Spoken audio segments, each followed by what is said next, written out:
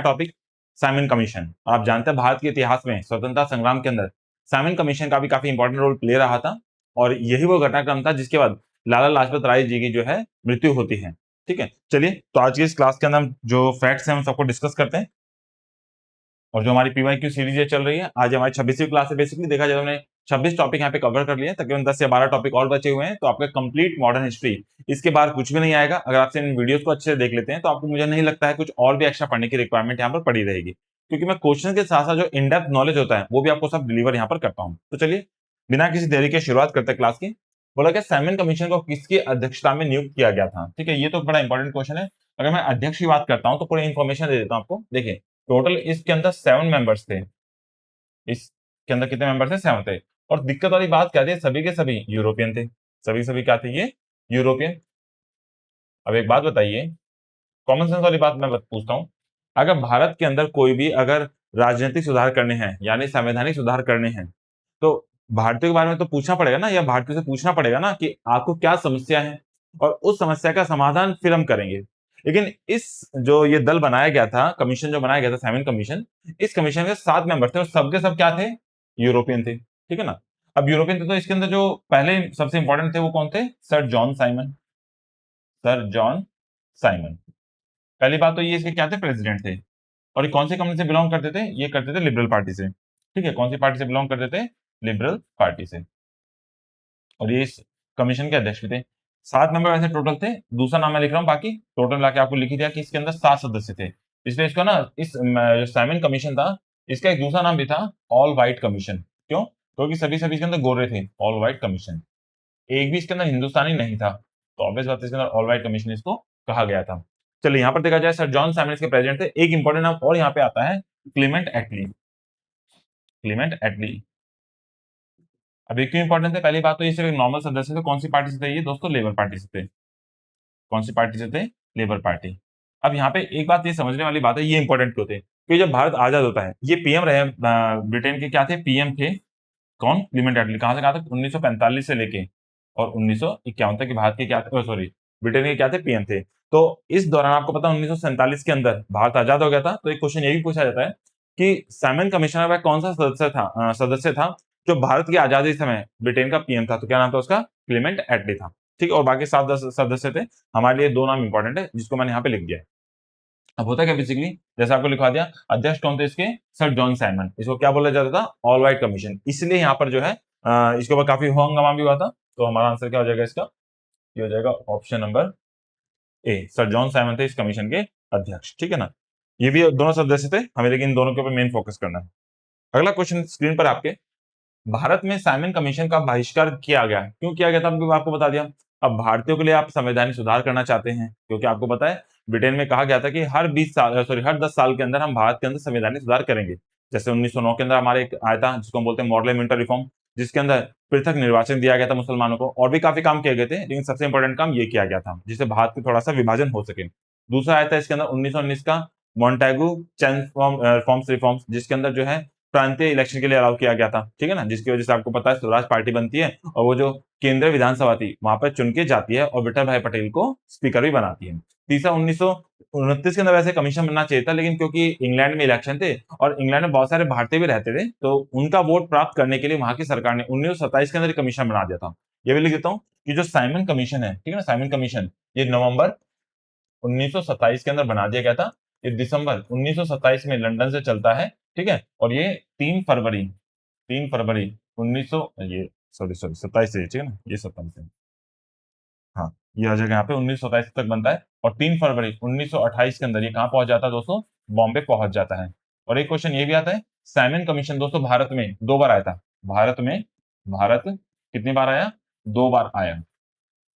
कब कब आया ये भी ध्यान रख लेना आपको। देखिए पहली बार तो जैसे आपको पता है 3 फरवरी से लेके, और ये फरवरी से और मार्च तक रुकता है पहली बार 1928 तक। ठीक है, और उसके बाद ये आता है फिर अक्टूबर 1928 से लेके, और अक्टूबर से 28 से लेके ये चलता है अप्रैल अप्रैल 1929 तक। ये इस तरह से यहाँ पे रुकता है यहाँ पर बेसिकली। तो भारत में 2 बार आता है, एक बार 3 फरवरी को आ जाता है, ये बॉम्बे में आ गया था, और यहाँ पर आता है, और दूसरा फिर अक्टूबर 1928 से लेके अप्रैल 1929 तक यहाँ पर भारत में रुकता है, 2 बार ही आता है। ठीक है, तो चलिए ये तो थोड़ी इन्फॉर्मेशन दे दी मैंने।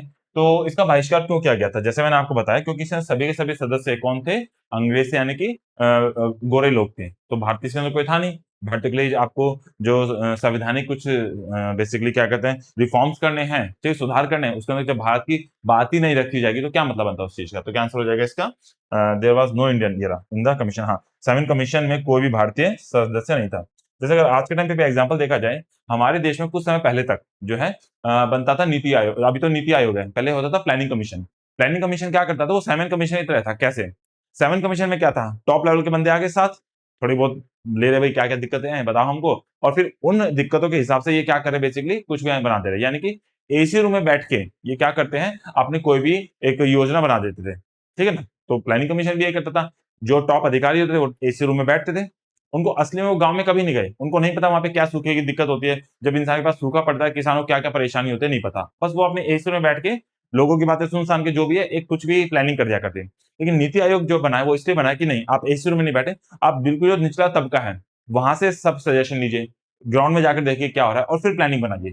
ठीक है, तो जो हमारा प्लानिंग कमीशन काम करता है वो करता था टॉप डाउन फिल्ट्रेशन, यानी ऊपर से नीचे जाती थी कोई बात। और हमारा जो नीति आयोग क्या काम करता है, बॉटम टॉप फिल्ट्रेशन, यानी कि बॉटम से बातें जाती है टॉप पे, फिर उसके बाद नीति बनाई जाती है। दोनों में ये फर्क था। ठीक है, नीति दोनों ही बनाएंगे। तो यहाँ पर ये क्या करें, इन्होंने अपने आए आराम से घूमे फिरे, बढ़िया से जो रेस्टोरेंट वहां पे चाय पानी पिया, बाद में घूमे फिरे और कुछ भी जाके फिर उसके हिसाब से अपना सजेशन दे दिया कि भाई ये कर दो, लेकिन सही अप्रोच नहीं थी।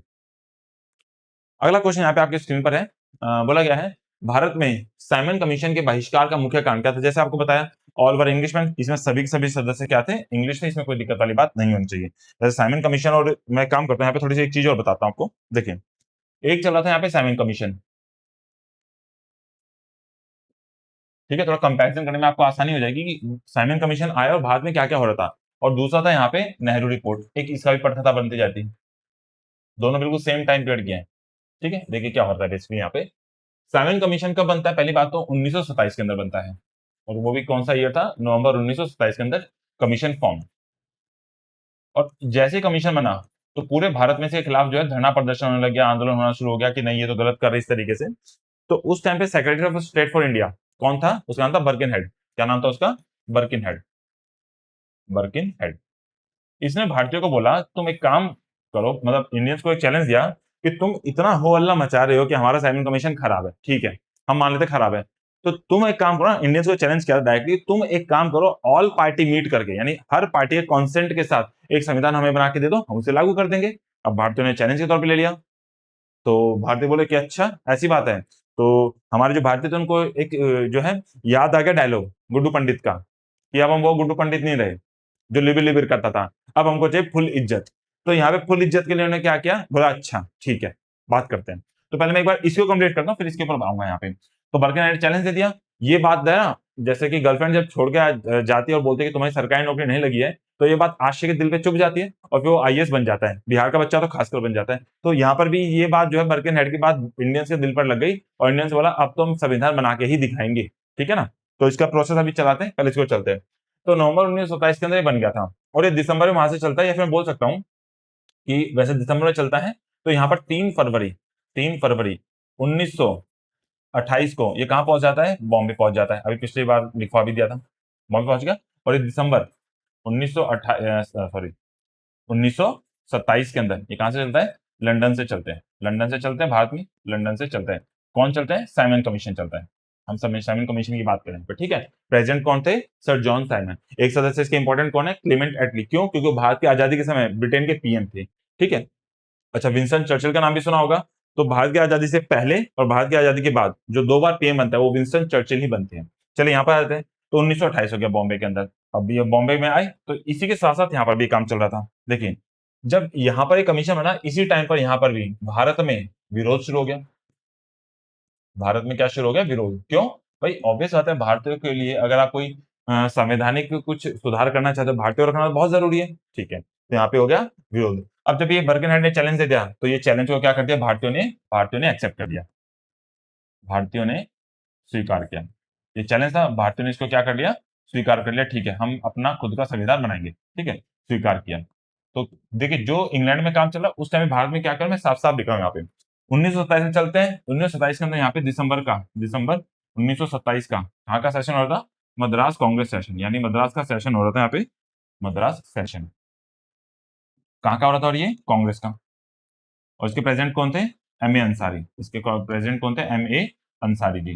तो इस सेशन में डिसाइड किया जाता है कि हम क्या करेंगे? बॉयकॉट करेंगे। किसको? साइमन कमीशन को। ठीक है, तो साइमन कमीशन को यहाँ पे इन्होंने क्या किया? बॉयकॉट किया। ठीक है भाई, अच्छी बात है। ये 1927 का सेशन है, कहाँ पे हो रहा है? मद्रास के अंदर। कौन प्रेसिडेंट है? मोहम्मद अंसारी। किसका सेशन चल रहा है? कांग्रेस का। और क्या डिसाइड किया गया? साइमन कमीशन को बॉयकॉट करेंगे। अब साइमन कमीशन भारत कब आता है? 3 फरवरी 1928 को बॉम्बे में आता है। लेकिन इस दौरान यहाँ पर दिल्ली में ऑल पार्टी मीट हो रखी है। ऑल पार्टी मीट होती है। कहां पर होती है? ये दिल्ली के अंदर होती है। अब क्यों हो रही है? क्योंकि जो चैलेंज कर दिया था बर्किन हेड ने, यहाँ पे चैलेंज कर दिया था इंडियंस को, तो भारतीयों ने स्वीकार कर लिया था। तो अब यानी कि आपको क्या बनाना पड़ेगा? एक खुद का संविधान बनाना पड़ेगा। ठीक है, तो वो संविधान बनाने के लिए एक ऑल पार्टी मीट होती है यहाँ पे। ठीक है, इस ऑल पार्टी मीट के अंदर डिसाइड किया जाता है कि इसका प्रेसिडेंट कौन रहेगा। इस ऑल पार्टी मीट के जो मतलब हमारा संविधान बनेगा, तो प्रेसिडेंट रहेंगे मोतीलाल नेहरू। ठीक है, इस ऑल पार्टी मीट के अंदर सेक्रेटरी कौन रहेगा? ठीक है, सेक्रेटरी सेक्रेटरी कौन रहेंगे यहाँ पे? ये रहेंगे जवाहरलाल नेहरू।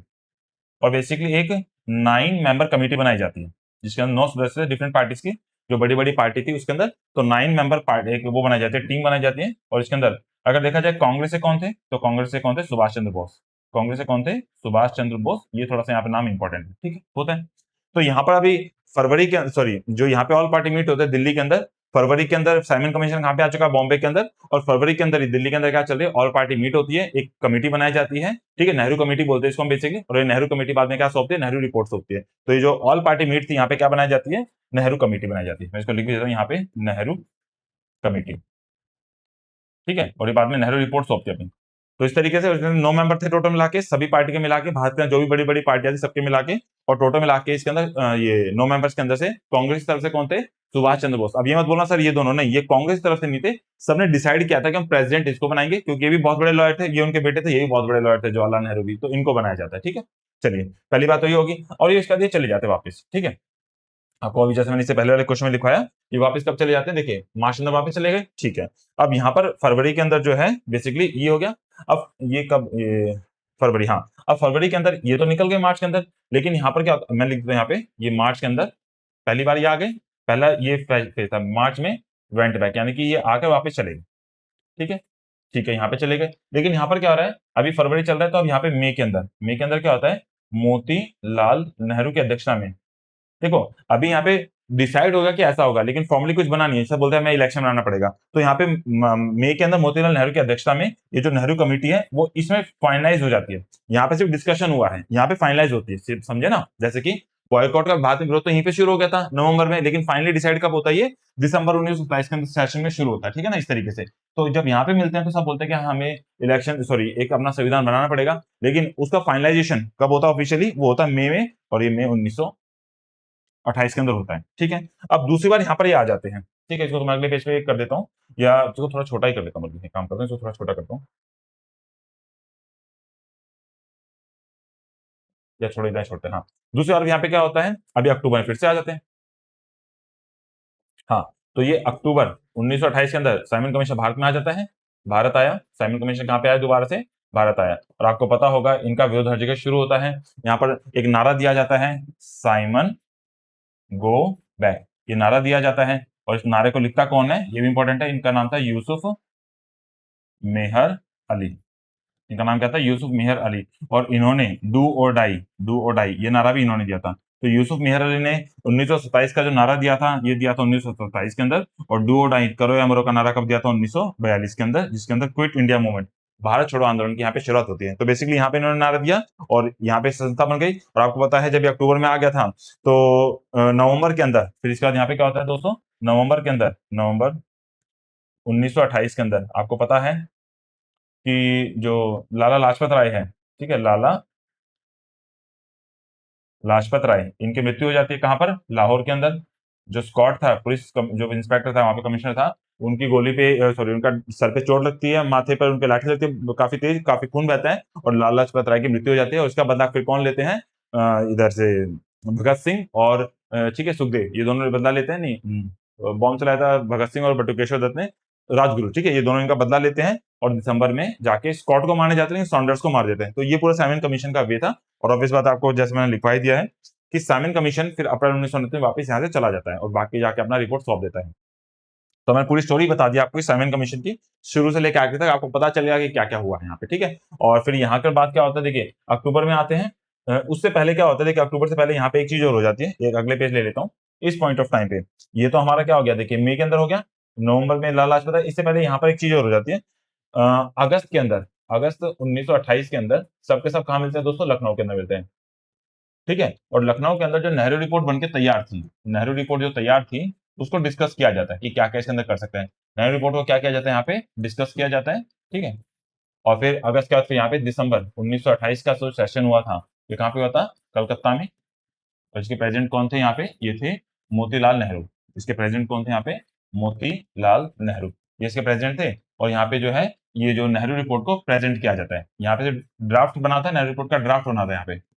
और यहाँ पे फाइनल जो थी, फाइनल नेहरू रिपोर्ट को यहाँ पे क्या किया जाता है, पेश किया जाता है, प्रस्तुत किया जाता है। और फिर अपनी अपनी जो है पार्टी के अकॉर्डिंग से पूछा जाता है कि सब सही है तो बताइए मुझको। लेकिन यहाँ पे जो है कांग्रेस इसको मना कर देती है और मुस्लिम लीग मना कर देते हैं। कांग्रेस इसलिए मना कर देती है क्योंकि कांग्रेस तो 1906 के अंदर स्वराज की बात करना शुरू कर दी थी। 1922 का जो सेशन था वहां पे भी जो है हसरत मोहानी जी ने स्वराज की बात कर दी थी, तो कांग्रेस में यहाँ पे स्वराज के ऊपर चल रही थी लाइन। लेकिन इस रिपोर्ट के अंदर बोला क्या था, क्या कि डोमिनियन स्टेटस चाहिए, ठीक है, डोमिनियन स्टेटस चाहिए। तो इसने इसको क्या कर दिया, कांग्रेस ने रिजेक्ट कर दिया, ठीक है, कांग्रेस ने रिजेक्ट कर दिया। मुस्लिम लीग ने क्यों रिजेक्ट कर दिया, क्योंकि यहाँ पे क्या है, जो इनको मुस्लिमों को सेपरेट इलेक्टोरेट मिला गया था उसकी बात करके यहाँ पर सार्वभौमिक मताधिकार या जिसको बोलते हैं यूनिवर्सल अडल्ट फ्रेंचाइजी, इसके लिए मना कर दिया। तो यहाँ पे दोनों ही ने मना कर दिया, मुस्लिम लीग ने मना कर दिया, कांग्रेस ने मना कर दिया, अलग अलग रीजन थे। और जिसके बाद जो सुभाष चंद्र बोस प्लस जवाहरलाल नेहरू एक संस्था बनाते 1928 में, जिसका नाम क्या था, independence of India league, independence of India league, ये संस्था बनाते हैं, LEAG, ठीक है। तो ये पूरा पूरा एक प्रोसेस मैंने आपको बता दिया साइमन कमीशन का। क्वेश्चन छोटा सा, लेकिन मैं पूरा डिस्कस ही कर दिया ताकि अब अगले किसी क्वेश्चन में आपको कोई भी डाउट ना रहे। बोला गया निम्नलिखित साइमन कमीशन के सदस्यों में कौन उदारवादी था, लिबरल कौन था, बेसिकली जो लिबरल पार्टी से होगा, तो लिबरल पार्टी से कौन था, जो इसके हेड थे, प्रेसिडेंट थे, वही लिबरल पार्टी से थे, आपको पहले लिखवा दिया है। तो वो कौन थे, बेसिकली वो थे सर जॉन साइमन, ठीक है। इसमें तीन तरह की पार्टी थे, एक लेबर पार्टी, एक लिबरल पार्टी और एक थी कंजर्वेटिव पार्टी, तीन तरह के यहाँ पे लोग थे, ठीक है। तो ये तो कौन किस पार्टी से थे, लिबरल पार्टी से थे, क्लेमेंट एटली किससे थे, लेबर पार्टी से, और बाकी किससे थे यहाँ पे, जो लिबरल लेबर और ये से थे कंजर्वेटिव पार्टी से। चलिए अगला क्वेश्चन देखते हैं यहाँ पे, साइमन कमीशन के आने के विरुद्ध भारतीय जन आंदोलन क्या हुआ, ये मतलब क्यों हुआ था, वही सिंपल सा रीजन, सबके सब इसके अंदर क्या थे, अंग्रेज थे, एक भी भारतीय नहीं था। तो क्या हो जाएगा, Indians never wanted to live, there was no Indian, हाँ ये बस ये वाला आंसर हो जाएगा ऑप्शन नंबर सी, कि इसमें कोई भी भारतीय नहीं था। मेन सबसे बड़ा रीजन यही था।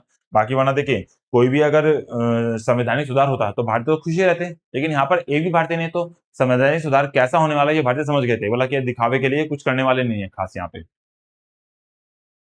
अगला क्वेश्चन है इसके बाद, देखा जाए यहाँ पे, किसके सुझाव पर भारतीय को साइमन कमीशन से बाहर रखा गया था, ये थोड़ा सा इंपॉर्टेंट क्वेश्चन है। देखिए किसने सुझाव दिया था कि आप जो साइमन कमीशन बना रहे हैं उसमें भारतीय को मत रखो। देखिए सुझाव की बात देखो, यहाँ पे दो बड़े इंपॉर्टेंट आदमी होते थे, एक होता था यहाँ पे secretary of state, secretary of state, basically कौन होता था, ये होता था एक मंत्री। ये क्या होता था, मंत्री, कहाँ का मंत्री होता था, ये ब्रिटिश कैबिनेट का होता था, ब्रिटिश कैबिनेट का।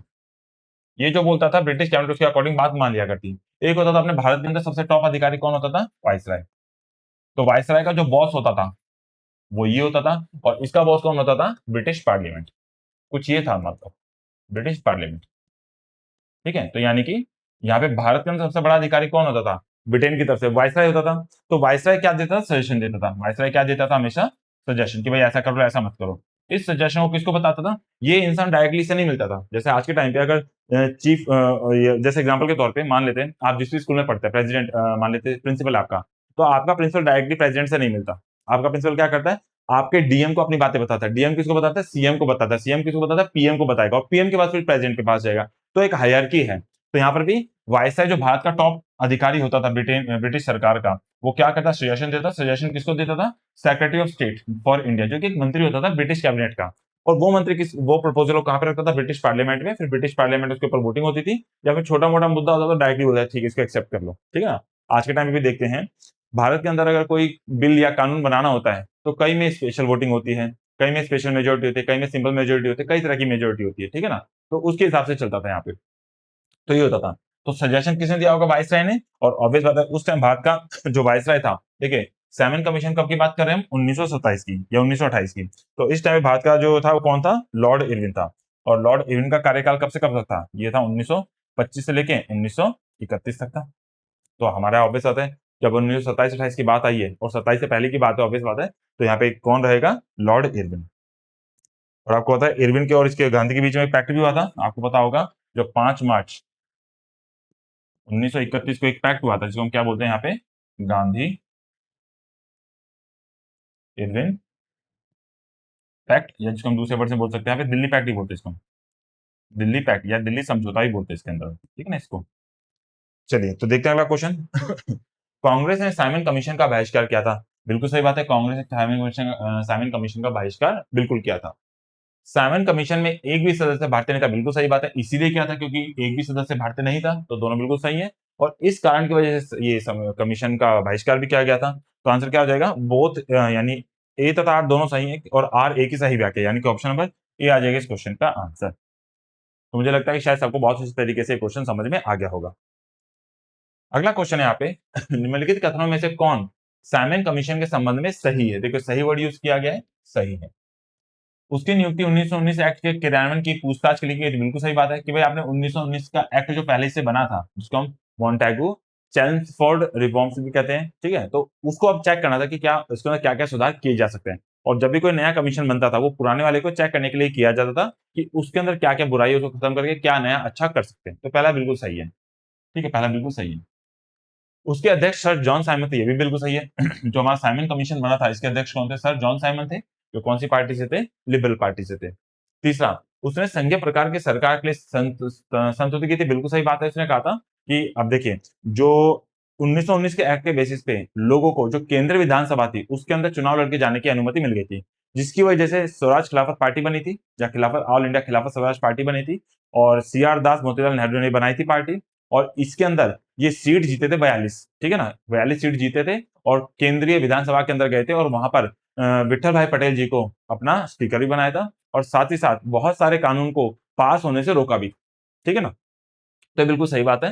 तो उसने संज्ञा, तो ये अब केंद्र में तो मिल गया था, लेकिन हमारी जो प्रोविंशियल यानी प्रांतीय जो विधानसभा थी, उन सब के अंदर भी जैसे आज के टाइम पे जो स्टेट असेंबली होती है, विधानसभा बोलते हैं, उस तरह का प्रोसेस करने की बात की गई थी कि अब जो है प्रांतों को भी के अंदर भी एक सेपरेट जो है उनकी विधानसभा बनाने का उनको मतलब मौका दिया जाए, ताकि पहले वहां पे कानून बन सके छोटे मोटे, और जो बड़े बड़े कानून हम केंद्रीय विधानसभा के अंदर बना लेंगे। तो ये भी बात बिल्कुल सही है कि ये उन्होंने किया था। चौथा, भारतीय नेताओं ने उसका विरोध किया था। बिल्कुल सही बात है, भारतीय नेताओं ने तो हमने विरोध किया था। लाला लाजपत राय तो मरे ही इसलिए थे क्योंकि उन्होंने इसका विरोध किया था, सर पे लाठी लग गई थी, काफी खून बह गया था। तो यानी चारों बातें सही हैं यहाँ पे। तो हमारा आंसर क्या हो जाएगा इसका, option number D, all of the above, सभी प्रकार। तो मुझे लगता है कि शायद आपको ये काम बहुत अच्छे तरीके से समझ में जरूर आ गया होगा। अगला क्वेश्चन है पूना पैक्ट 1900। देखिए अब ये थोड़ा सा out of the context question हो गया, क्योंकि पूना पैक्ट से पहले अभी तो देखिए आपका जो 1929 का सेशन होगा, ठीक है, फिर उसके बाद दांडी मार्च होगा 1930 के अंदर, फिर गांधी जी को गिरफ्तार किया जाएगा, फिर 1932 आएगा। खैर, लेकिन फिर भी अभी फिलहाल आउट ऑफ द कॉन्टेक्स्ट का एक क्वेश्चन आ गया बीच में, लेकिन फिर भी हम इसका आंसर कर लेते हैं। तो 1900 देखो, समझौता किन किन, देखिए दो वर्ड है, एक था समझौता और एक था साइन। अगर आप साइन की बात करेंगे तो इसके अंदर भीम राव अंबेडकर, साइन और प्लस हिंदू की तरफ से कौन था, मदन मोहन मालवीय। तो अगर साइन की बात की जाए तो इनके बीच में साइन रहते हैं, लेकिन समझौता किन के बीच में था, समझौता था यहाँ पे गांधी प्लस अंबेडकर, समझौता इनके बीच था। क्योंकि हिंदुओं का सबसे बड़ा नेता कौन था, गांधी पूरे देश के नेता थे, हिंदुओं का सबसे बड़ा नेता कौन था उस टाइम पे, मदन मोहन मालवीय जी, इसलिए मदन मोहन मालवीय जी ने साइन किया था, ठीक है ना। तो ये रीजन था। तो खैर अब हमारा क्वेश्चन का आंसर है, पूछा गया समझौता किन किन के बीच था, तो ये समझौता यहाँ पे गांधी और अंबेडकर के बीच है, क्या आंसर आ जाएगा, समझौता था यहाँ पे गांधी और अंबेडकर के बीच है। ये क्वेश्चन भी मुझे लगता है आपको अच्छे तरीके से समझ में जरूर आ गया होगा। अगला है साइमन कमीशन भारत किस वर्ष आया था। जैसे आपको बता दिया, ये भारत में आ गया था 3 फरवरी 1928 के अंदर आ गया था, और ये भारत में 2 बार आया था, ये भी ध्यान रखना आपको। तो क्या आंसर हो जाएगा इसका, 1928 के अंदर आ गया था भारत के अंदर, तो ये आ जाएगा इस क्वेश्चन का आंसर। बना था नवंबर 1927 में, लंदन से चला था दिसंबर 1927 के अंदर, भारत पहुंचा 3 फरवरी 1928। नेहरू रिपोर्ट तैयार की थी। अब नेहरू रिपोर्ट की बात मैंने आपको बता दिया। नेहरू रिपोर्ट की पटकथा कैसे शुरू होती है? नवंबर सॉरी हाँ, पहली बात तो नवंबर 1927 के अंदर साइमन कमीशन का विरोध शुरू हो जाता है। पूरा स्टोरी एक बार फिर से लिख देता हूं ताकि आपको याद रहे। उसके बाद दिसंबर 1927 के अंदर मद्रास सेशन, कौन सा सेशन था यहाँ पे? मद्रास सेशन। इसके प्रेसिडेंट कौन थे?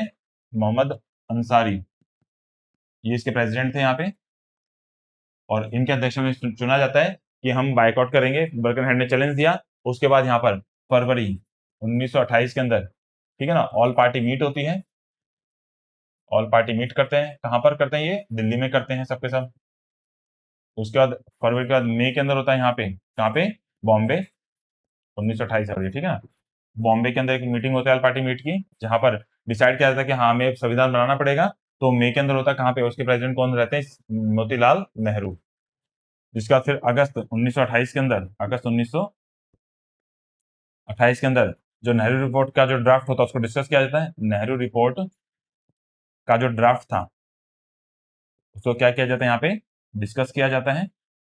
और ये कहाँ पे होता है? 19 अगस्त का नेहरू रिपोर्ट का लखनऊ के अंदर, ठीक है। और फाइनली 1900 और फिर दिसंबर 1928 के अंदर जो कलकत्ता का सेशन हुआ था, कलकत्ता का कांग्रेस सेशन जो हुआ था, वहां पर बेसिकली इसको क्या किया जाता है? नेहरू रिपोर्ट को प्रेजेंट किया जाता है, पेश किया जाता है। ठीक है, तो ये पूरी स्टोरी थी जो मैंने आपको अब यहाँ पे बता दिया। खैर हमारा छोटा सा आंसर क्या रहेगा? तो नेहरू रिपोर्ट किसने तैयार की थी? देखिए, तैयार तो बाकी 9 मेंबर थे, लेकिन इस रिपोर्ट को जो अध्यक्ष थे वो कौन थे? मोतीलाल नेहरू। ये इस क्वेश्चन का आंसर है। देखिए, पूरी स्टोरी भी आपको पता है और डायरेक्टली आंसर भी पता है, तो इसमें आपको कोई दिक्कत यहाँ पे नहीं होगी। अगला क्वेश्चन यहाँ पे आपके सामने, निम्नलिखित में से किसने सर्वप्रथम भारत के लिए औपनिवेशिक स्वराज्य की मांग की? देखिए, औपनिवेशिक यानी कि डोमिनियन स्टेटस, ये क्या होता है यहाँ पे? हिंदी इसको इंग्लिश में क्या बोलते हैं हम? डोमिनियन स्टेटस की बात की थी। तो सर्वप्रथम ये किसने की थी हमारे पास? देखो, ये की थी, देखिए ऑप्शन में लिख दो यहाँ पे कौन कौन है यहाँ पे। सर तेज बहादुर सप्रू और जैकर, इन दोनों ने मिलकर की थी।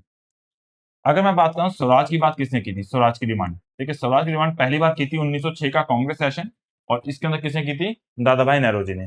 फिर आता है दूसरी बात 1922 का सेशन गया का, जिसके अंदर किसने की थी? हसरत मोहानी जी ने की थी। फिर आता है तीसरा 1929 का सेशन, जिसके प्रेसिडेंट कौन थे? जवाहरलाल नेहरू, और यहाँ तो पूर्ण स्वराज की मांग करी थी। यहाँ तक स्वराज था, यहाँ तक स्वराज था, लेकिन यहाँ पे क्या आ गया था? पूर्ण स्वराज। लिख भी देता हूं यहाँ पे क्या था? स्वराज। यहाँ पर भी क्या था? स्वराज। लेकिन यहाँ पे क्या हो गया था? वो पूर्ण स्वराज। यहाँ पे क्या हो गया था? यहाँ पे ये पूर्ण स्वराज हो गया था। दोनों डिफरेंस समझ जाओ। अगर मैं बात करूं डोमिनेंट स्टेटस की, तो फर्स्ट टाइम किसने की थी? जो इन्होंने की थी, तेज बहादुर सप्रू, और 1928 में कर ली थी। 1928 में कर ली थी इन्होंने, जयकर प्लस सप्रू ने। और दूसरी बार ये जो दिसंबर 1928 की जो नेहरू रिपोर्ट थी, फिर दूसरी बार इसके अंदर आ गई थी यहाँ पे। तो नेहरू रिपोर्ट के अंदर भी जो डोमिनेंट स्टेटस की बात कही गई थी। ठीक है, तो बेसिकली ये थी दोनों कंडीशन के अंदर। तो फर्स्ट टाइम तो तेज बहादुर सप्रू और जैकर ने की थी, उसके बाद फिर नेहरू रिपोर्ट में तो आई क्या था? और नेहरू रिपोर्ट किसने बनाई थी? अध्यक्ष कौन थे? मोतीलाल नेहरू थे। सिंपल सी बात है। ठीक है, तो ये आ जाएगा इस क्वेश्चन का आंसर। साइमन कमीशन की सिफारिशों के संदर्भ में निम्नलिखित में से कौन सा एक कथन सही है? वर्ड यूज किया गया है सही है। जैसे आपको बताया, जो 1919 का था उसके अंदर तो क्या था कि केंद्रीय विधानसभा की परमिशन दे दी थी कि आप इलेक्शन लड़के केंद्रीय भारतीय के लिए बोला गया था, केंद्रीय जो विधानसभा है उसमें आप आ सकते हैं, जिसको बोलते हैं इंग्लिश में लेजिस्लेटिव काउंसिल। आप केंद्रीय विधानसभा के अंदर आ सकते हैं, ये मुझे परमिशन दे दी थी भारतीय को। ठीक है, और जो 1929 का जो आया था, जिसके वो गोलमेज सम्मेलन भी हुआ था, और 1929 के अंदर नहीं हो पाया था, इसको फाइनली कब कराया गया था? 1935 के अंदर किया गया था। ठीक है, वैसे 1929 में इसको पास हो जाना चाहिए था, लेकिन फिर गोलमेज सम्मेलन हुआ। फिर उसके बाद अब गांधी जी ने जो दूसरा अपना आंदोलन था, सिविल डिसोबीडियंस मूवमेंट, यानी कि सविनय अवज्ञा आंदोलन चला दिया 1934 में, वो खत्म हुआ। तो फाइनली आते आते देखा जाए तो ये 1929 के बाद 1935 के अंदर पास हुआ। और इसके अंदर जो प्रांतीय विधानसभा थी, प्रांतीय विधानसभा थी, यहाँ पर भी इलेक्शन, भारतीयों को इलेक्शन लड़ने के और चुनने का अधिकार दे दिया था। तो बेसिकली यहाँ पर 1935 के अंदर ये हुआ था, और 1927 के साइमन कमीशन के बेसिस पे इसको यहाँ पे होना था, लेकिन यहाँ पर नहीं हो पाया, 1935 के अंदर हो पाया। तो क्या था इसके अंदर? इसने गृह विभाग के अधीन अंतर प्रांतीय परिषद स्थापित करने में सुझाव दिया था। बिल्कुल सही बात है, अंतर प्रांतीय परिषद को। अच्छा, दोनों ऑप्शन सेम है, ये भी देखिए सेम ऑप्शन है दोनों, बल्कि तीनों सेम ऑप्शन है, कॉपी पेस्ट हो गया, कोई बात नहीं, आंसर हमारा यही वाला ही है। ठीक है, आंसर ये वाला है। अच्छा, अब तक आपने क्लास इतनी देख ली तो जरा बताइएगा कि क्लास का फीडबैक जरूर दीजिए, क्लास कैसी लग रही है आपको। अगर वीडियो अच्छी लग रही है तो वीडियो को लाइक जरूर कीजिए, और अगर चैनल को सब्सक्राइब नहीं किया है तो चैनल को सब्सक्राइब जरूर कर लीजिए, क्योंकि आपके लिए फ्री है, लेकिन हमें बहुत मोटिवेशन मिलती है इससे। कोई फाइनेंशियल सपोर्ट हमारा नहीं होता, लेकिन मोटिवेशन ही के ऊपर इंसान कुछ भी कर जाता है। लोग बाग पहाड़ों पर चढ़ जाते हैं, माउंट एवरेस्ट पे इतनी बार चढ़ जाते हैं, सिर्फ एक चीज के लिए, मोटिवेशन है। तो अगर आपका सब्सक्राइबर काउंट हमारा बढ़ता रहेगा, वीडियोस पे लाइक्स आते रहेंगे, व्यूज आते रहेंगे, तो हमें पता है कि बच्चा पसंद कर रहे हैं, और हम जिनके लिए पढ़ा रहे हैं अगर उन्हीं को हमारी चीजें पसंद आ रही है तो हमारे लिए बहुत अच्छी बात है। ठीक है ना? तो आप प्लीज वीडियो को लाइक जरूर कीजिएगा, और अपने कमेंट्स के अंदर आप हमें बता सकते हैं कि आपको क्लास कैसी लग रही है। अगला क्वेश्चन आपके पास, थोड़ा इंग्लिश में भी कर लेते हैं। The radical wing of the Congress party with Jawaharlal Nehru. देखिए बड़ा अच्छी बात है, वैसे जवाहरलाल नेहरू जी जो है नरम दल के नेता थे बेसिकली, क्योंकि गांधी जी के पक्के फॉलोवर थे, अनुयायी थे, लेकिन ये पूरी तरह से जो है नरम दल के नहीं थे। हल्का हल्का इनका आइडिया जो है गरम दल वालों के साइड भी रहता था। खैर आपको ये भी पता है, जब से 1916 का जो सेशन हुआ था, लखनऊ सेशन, जिसके अंदर प्रेसिडेंट कौन थे, अंबिका चरण मजूमदार, उसके बाद से नरमदल गरमदल नाम की कोई चीज नहीं थी, अब एक ही कांग्रेस हो गई थी। इससे पहले नरमदल अलग था, गरमदल अलग था, लेकिन 1916 के बाद बस एक ही दल रह गया था, कांग्रेस दल। ना कोई गरमदल ना कोई नरमदल, लेकिन इनके विचार थोड़े से उग्र थे जवाहरलाल नेहरू जी के। और ये लिखा हुआ है रेडिकल विंग, यानी उग्र जो विंग थी उसकी तरफ थोड़ा सा ज्यादा झुकाव था इनका। As one of its main leaders founded the independence. देखिए अभी लिखा है इंडिपेंडेंस फॉर इंडिया लीग, किसने बनाया था, किसके पोजीशन में, तो ये बनाया था। देखिए इनके पिताजी वैसे तो थे अध्यक्ष नेहरू रिपोर्ट के, लेकिन इन्होंने फिर भी अपने पिताजी के इतर जाकर क्या बनाया यहाँ पे, इंडिपेंडेंस फॉर इंडिया लीग। क्यों बनाया था? क्योंकि डोमिनेंट स्टेटस की बात इन्होंने कर दी थी नेहरू रिपोर्ट के अंदर, लेकिन जवाहरलाल नेहरू जी हमेशा, या सुभाष चंद्र बोस जी हमेशा किसके पक्ष में थे, पूर्ण स्वराज की तरफ से। स्वराज की तरफ तो मिनिमम थे ही थे, और पूर्ण स्वराज चाहिए था। तो इस वजह से तो क्या हो जाएगा यहाँ पे, नेहरू रिपोर्ट के खिलाफ जाकर इन्होंने ये जो है बनाया था। बोले कि नहीं, ये क्या चक्कर है कि हम डोमिनेंट स्टेटस क्यों लेंगे, जब हम पूरी आजादी ले ही सकते हैं। तो डोमिनेंट स्टेटस तो तब तक की बात थी जब हम बहुत कमजोर थे। अब तो देश के लोग भी जाग चुके हैं, हमें भी अपने पॉलिटिकल अधिकार के बारे में पता है, और भी देश जगह दुनिया में ऐसी जगह जहाँ पे कमजोरों ने मजबूत को हरा दिया है, तो हम भी ऐसा कर सकते हैं। इस वजह से यहाँ पे फाइनली डिसाइड होता है कि जो है ये क्या करेंगे, इस नेहरू रिपोर्ट के खिलाफ ये बनाएंगे इंडिपेंडेंस ऑफ इंडिया लीग। ठीक है। अगला क्वेश्चन है, किसने कहा था मेरी पीठ पर किया जाने वाला प्रत्येक प्रहार ब्रिटिश साम्राज्य के कफन में कील सिद्ध होगा। ये तो बिल्कुल सिंपल सी बात है। लाला लाजपत राय जी की जब सर पे लाठी लग गई थी, बहुत ज्यादा खून बहा था, लाहौर में वो जगह थी, और नवंबर, ठीक है, ये बात है नवंबर 1900, सॉरी, नवंबर 1928 की बात चल रही है। यहाँ पर कौन सी जगह है, यहाँ पे लाहौर की जगह है यहाँ पे, और लाहौर के अंदर बेसिकली 28, हाँ 1928 लाहौर की जगह है। और यहाँ पर स्कॉट नाम का पुलिस अधिकारी था, स्कॉट, उनकी लाठी लग गई थी, एक सेकंड, हाँ स्कॉट नाम का पुलिस अधिकारी था लाहौर के अंदर, और उनकी लाठी लाला जी के माथे पर लग गई थी, काफी खून बह रहा था, लेकिन होश में तो बोला था। तभी उन्होंने बात कही थी कि मेरी पीठ पर किया गया वार है, ठीक है ना, किया गया जाना प्रत्येक प्रहार ब्रिटिश साम्राज्य के कफन में कील सिद्ध होगा, जो बाद में सही भी साबित हुआ, और उसके बाद इनकी मृत्यु भी हो गई थी। ठीक है, तो क्या आंसर आ जाता है इसका, तो आ जाएगा आपका लाला लाजपत राय। फेमस कोट है वैसे तो। लाला लाजपत राय घातक रूप से घायल हुए थे, कहाँ पे घायल हुए थे, तो बोला गया था यहाँ पे निरोला ट्रैक्ट नहीं, जलियांवाला बाग नहीं, साइमन कमीशन। क्योंकि जब साइमन कमीशन लाहौर पहुंचा था 1928 के अंदर, नवंबर 1928 के अंदर, ठीक है, आपको पता है अक्टूबर 1928 के अंदर लाहौर, सॉरी, दिल्ली के अंदर पहुंच गए थे साइमन कमीशन। दूसरी बार जब आए थे तो दिल्ली से फिर ये कहाँ गए थे दोस्तों, ये लाहौर गए थे। लाहौर से कहाँ गए थे, ये लखनऊ गए थे, और लखनऊ से फिर वापस कहाँ चले गए थे, अपने चले गए थे। तो लाहौर के अंदर कब पहुंचे थे, ये नवंबर 1928 का, यहाँ पे लखनऊ का पहुंचे थे दिसंबर 1928 के अंदर, इस तरीके से चले थे। और फाइनली फिर ये अप्रैल के अंदर, और यहाँ से लखनऊ से फिर वापस कहाँ चले गए थे, ये चले गए थे दिल्ली, और दिल्ली के अंदर से अप्रैल 1929 के अंदर फिर यहाँ से वापस चले गए थे, कहाँ पे, लंदन चले गए थे यहाँ पे। ठीक है, तो बेसिकली ये था आपका। तो किसके प्रोटेस्ट में, अगेंस्ट साइमन कमीशन, यानी कि साइमन कमीशन के विरुद्ध ये आंदोलन किया गया था। अगला क्वेश्चन है, साइमन गो बैक के नारे का निर्माण किसने किया था। आपको जैसा भी बताया, साइमन गो बैक, एक तो ये था, और प्लस दूसरा डू और डाई, करो या मरो, करो या मरो। ये दोनों नारे किन्होंने दिए थे, ये दोनों नारे दिए थे यूसुफ मेहर अली। कई बार इसको यूसुफ मेहर अली भी बोल देते हैं, क्योंकि नाम मर्ज कर देते हैं। मेहर अली ये इनका नाम था, तो क्या आंसर आ जाएगा इसका, है ऑप्शन में यूसुफ मेहर अली। देखो ये मेहर अली ना, हिंदी में ठीक लिखा, इंग्लिश में कई बार इसको मर्ज करके लिख देते हैं मेहर अली। ठीक है, तो ये इस क्वेश्चन का हो जाएगा आंसर। अगला क्वेश्चन देखते हैं, फरवरी 1928 में आयोजित सर्वदलीय सम्मेलन के अध्यक्ष निम्नलिखित में से कौन थे। देखिए जब ये सर्वदलीय बात करते हैं ना, क्योंकि ये साइमन कमीशन के रेफरेंस में है, और साइमन कमीशन रेफरेंस जब भी कुछ दल की बैठक हुई, उसका अध्यक्ष पूरे टाइम पे मोतीलाल नेहरू जी को ही बनाया गया था। देखिए आपको लिखा है, भी आपको चेक करता हूँ यहाँ पे,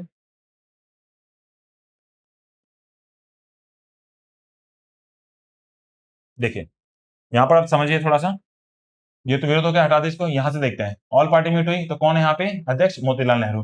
बॉम्बे मिले तभी कौन अध्यक्ष है? मोतीलाल नेहरू। अगस्त 1928 के अंदर कौन अध्यक्ष है? मोतीलाल नेहरू। और इस सेशन के अंदर भी कौन अध्यक्ष है? मोतीलाल नेहरू। तो यहाँ पर देखा जाए इन चारों के अध्यक्ष के तौर पर कौन रहते? मोतीलाल नेहरू। बिल्कुल सीधा सा लिखा भी हुआ है वैसे तो, आपको डायरेक्टली यहाँ पे पता भी चल गया होगा। ठीक है, तो क्या आंसर आ जाएगा हमारा इसके अंदर? मोतीलाल नेहरू। और ऑब्वियस बात है कांग्रेस के बड़े नेता के तौर पे थे उस टाइम पे ये, तो इनका नाम सबसे इंपॉर्टेंट रहेगा ही रहेगा। तो दोस्तों आज के हमारी क्लास के अंदर इतने ही क्वेश्चन हैं। क्वेश्चन कैसे लगे आपको जरूर बताइएगा, और वीडियो के बारे में फीडबैक जरूर दीजिएगा। चैनल सब्सक्राइब जरूर कर लीजिएगा, क्योंकि डेली हमारी क्लास होती है। टाइमिंग आप सब जानते हैं, 3 PM पर हमारी डेली क्लास यहाँ पे आती है। और एक मैराथन क्लास जब रहेगी तो उसको हम लाइव करेंगे, और सभी बच्चों को अपने क्वेश्चन पूछने का भी वहाँ पे एक पूरा मौका मिलेगा। तब तक आपकी रिवीजन भी अच्छे से हो जाएगी, और चीजों को समझने का और जानने का एक अच्छा नजरिया आपका यहाँ पे बन जाएगा। तो ठीक है दोस्तों, आज की क्लास को इतना रखते हैं। भाई कल एक नई क्लास के साथ मिलेंगे, एक नए टॉपिक के साथ। तब तक के लिए आप अच्छे से पढ़ाई कीजिए, और डेली रिवीजन जरूर करते रहिए, क्योंकि अगर आपको सिलेक्शन लेना है तो रिवीजन करना आपके लिए बहुत ज्यादा जरूरी है। Thank you very much. जय हिंद, जय बिहार।